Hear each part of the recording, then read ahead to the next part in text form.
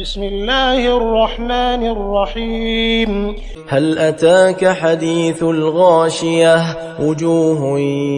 يومئذ خاشعة عاملة ناصبة تصلى نارا حامية تسقى من عين آنية ليس لهم طعام إلا من ضريع لا يسمن ولا يغني من جوع وجوه يومئذ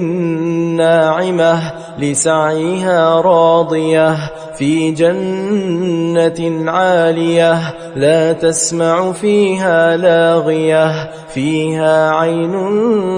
جارية فيها سرر مرفوعة وأكواب موضوعة ونمارق مصفوفة وزرابي مبثوثة أفلا ينظرون إلى الإبل كيف خلقت وإلى السماء كيف رفعت وإلى الجبال كيف نصبت وإلى الأرض كيف سطحت فذكر إنما أنت مذكر لست عليهم